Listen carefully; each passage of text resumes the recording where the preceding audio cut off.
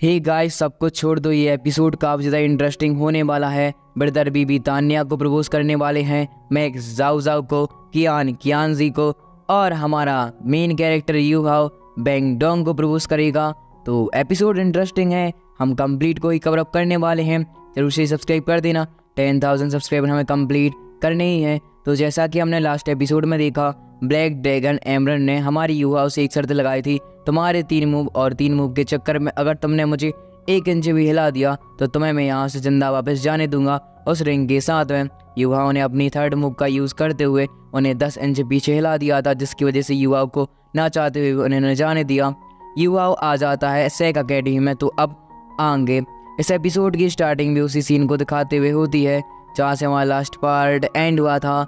यहाँ पर हम यू हाओ को देखते हैं जो कि सेक अकेडमी में आते साथ ही मास्टर यान से पूछना शुरू कर देता है कि आखिरकार यहाँ पर इतना ज़्यादा शोर शराबा क्यों हो रहा है और मैं रूम में जाऊँ या फिर नहीं।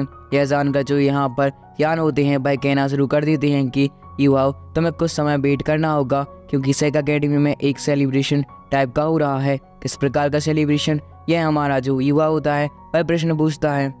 यान बताते हैं कि आज डेटिंग कंपटीशन होने वाला है। सबसे ज़्यादा जो भी अच्छे जोड़े होंगे उनको तो नोबेल प्राइज़ भी दिया जाएगा सेक अकेडमी की तरफ से, जिसकी वजह से सारे के सारे रूम ही फुल हो गए हैं। हो सकता है कि बैंग डोंग भी तुम्हें वहाँ पर ना मिले, वह अपने किसी संगाती को ही ढूंढ रही होगी। पर अभी तो इन सभी लोगों को नहीं पता है कि बैंग डोंग की लड़की है और जो यू हाओ को प्रपोज करने वाली है। यह जानकर जो यू हाओ होता है वह तुरंत ही बैंग डोंग के कमरे में आती साथ ही उसका नाम पुकारता है, पर वहाँ पर तो बैंग डोंग थी ही नहीं, जिसकी वजह से वह और ज़्यादा कंफ्यूज हो गया था। वह तुरंत ही मिस जाओ के पास आते साथ ही पूछना शुरू कर देता है कि मिस जाओ, मास्टर फेंग, आखिरकार बैंग डोंग कहाँ गई है और यहाँ पर क्या चल रहा है।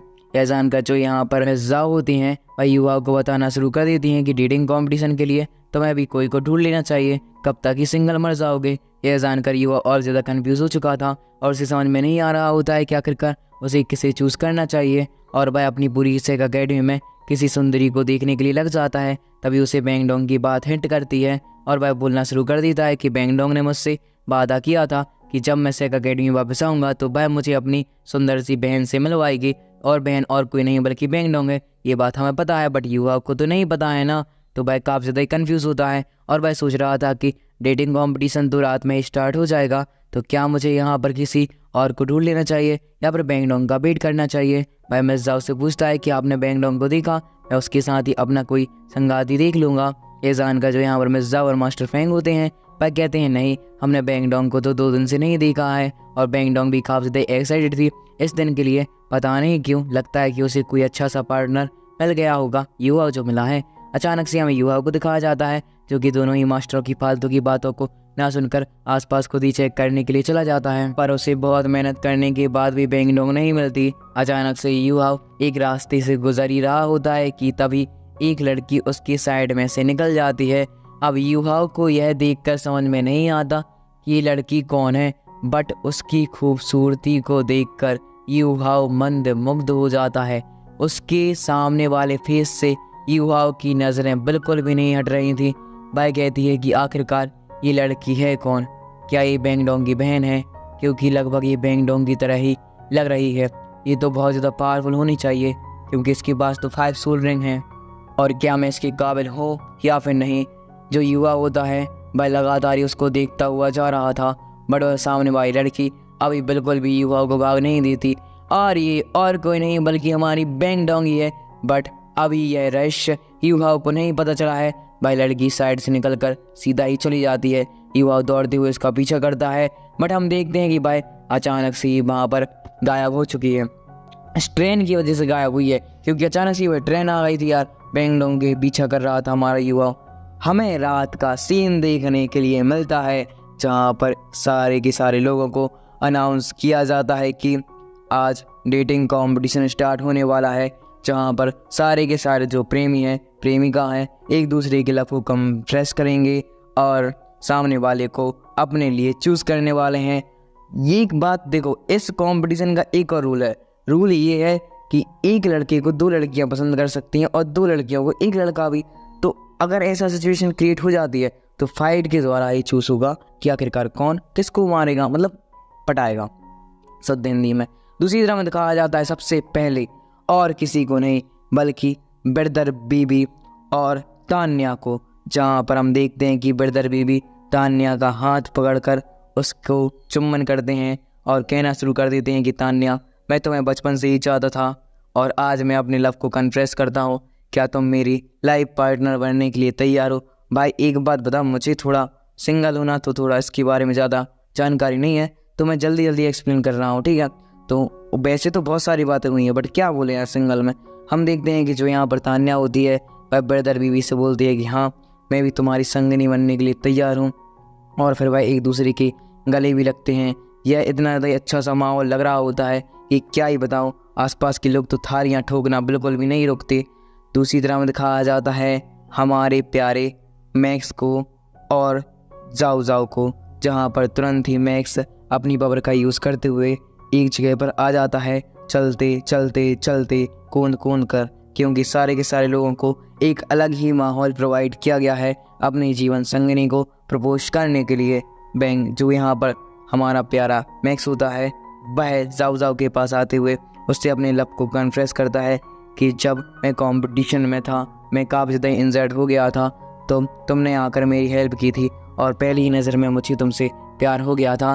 बट ये बात मैं उस दिन तुमसे नहीं कह पाया, मैं इसी दिन का इंतज़ार कर रहा था, क्योंकि अगर मैं उस दिन बोल देता तो हमारे जो कंडीशन लेवल है उसकी मार्ग में बहुत ज़्यादा बड़ी सी बाधा बन जाती, क्योंकि हम प्यार नहीं करियर को चूज़ करने वाले हैं। इसलिए हम देखते हैं कि जो मैक्स होता है वह जाओ जाओ को प्रपोज कर चुका था, क्या तुम मेरी जीवन संगिनी बनने के लिए तैयार हो? यह जानकर जो यहाँ पर जाओ जाओ होती है वह भी सिमिलर बात बोल रही होती है कि कंपटीशन में जब मैं और भी ज़्यादा इंजर्ड हो गई थी तो तुमने सामने आकर मेरी होप को बचाया, क्योंकि मुझे तो लगने लगा था कि शायद आज मेरा आखिरी दिन है, और उसी दिन से जब तुम मैंने प्रोटेक्ट किया तो तुम एक प्रोटेक्शन बैन के थ्रू मेरे प्यार में तब्दील हो गए।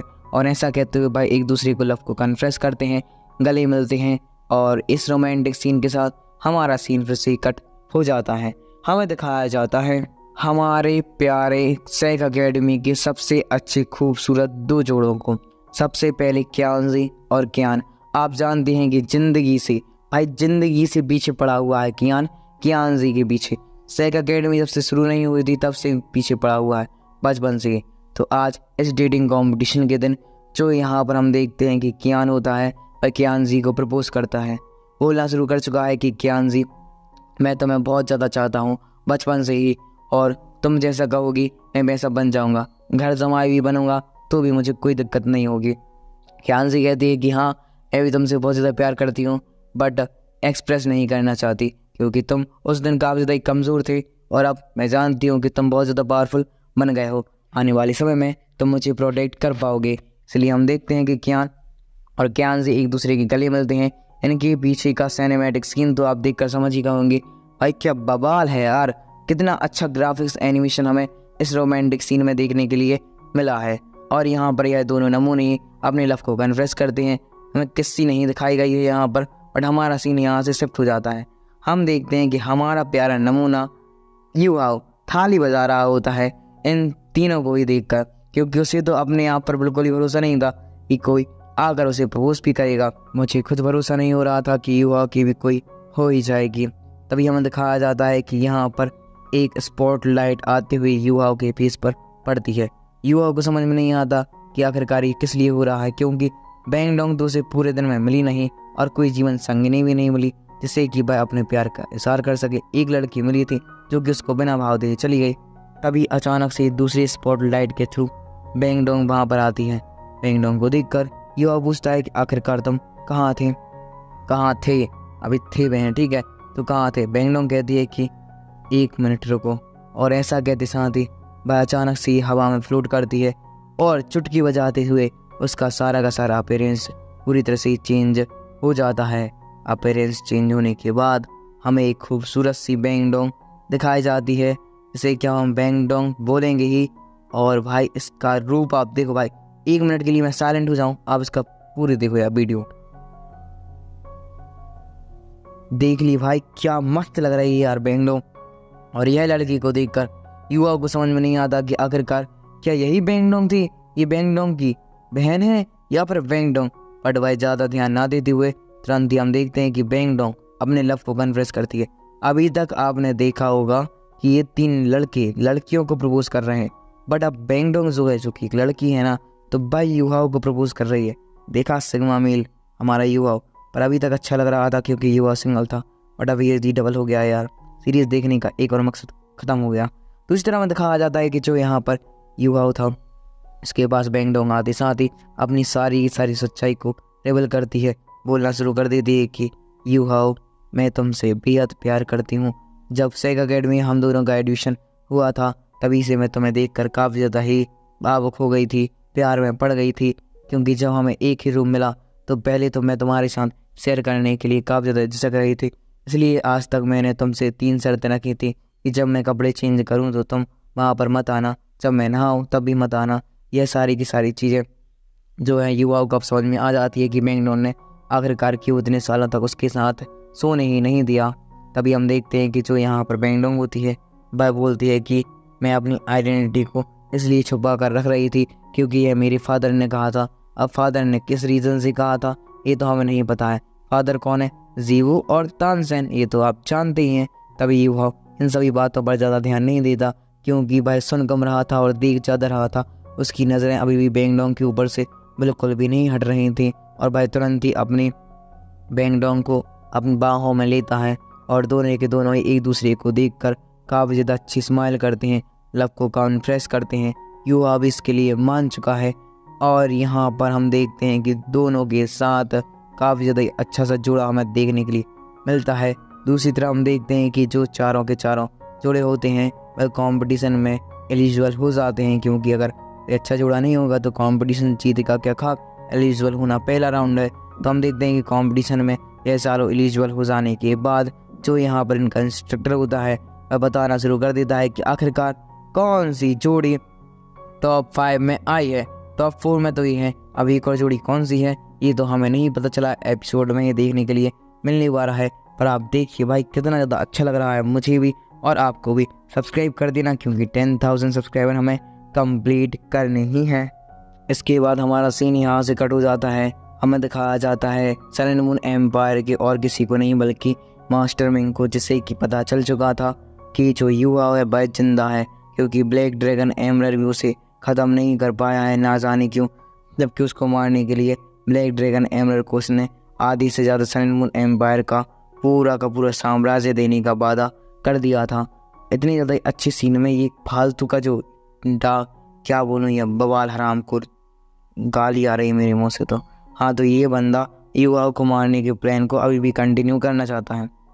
तभी हम देखते हैं कि वहाँ पर एक और लड़का आ जाता है जो कि आते साथ ही कहना शुरू कर देता है कि हमारी बॉर्डर पर और भी ज़्यादा सोल्जर्स की कमी होती हुई जा रही है, क्योंकि सन एंड मून एम्पायर के जितने भी वॉरियर हैं वे या तो इंजर्ड हो गए हैं बॉडी सेट के चक्कर में, क्योंकि इनकी सेना जो सीमाएं हैं उनके ऊपर अटैक कर दिया है बॉडी सेट के बंदों ने, ना जाने क्यों। और बॉडी सेट के बंदों ने 2 बार और इनके सीधे हेडक्वार्टर को भी नहीं छोड़ा था। तो आप बिल्कुल लग रहा है कि sun and moon empire body set के आगे चल भी पाएगा या फिर नहीं, क्योंकि बॉडी सेट में बहुत ज़्यादा पावरफुल बंदे हैं।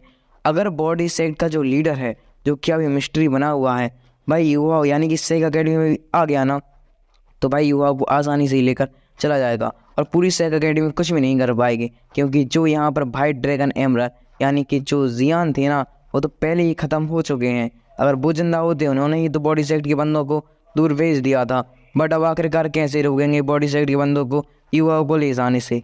एपिसोड 4 के बाद हमें बॉडी सेट का अस्तित्व देखने के लिए जरूर से मिलने वाला है, बट इसी के साथ हमारा जो ये पार्ट है वह एंड हो जाता है। देखने वाली बात यह है कि सन एंड मून एम्पायर का ये मास्टर मिंग अब कौन सी चाल को आजमाता है। हो सकता है कि जीनियस कंपटीशन में ये अपने पोते कियान और स्मार्ट और मिंग दोनों को ही भेज दें युवाओं को जान से मारने के लिए।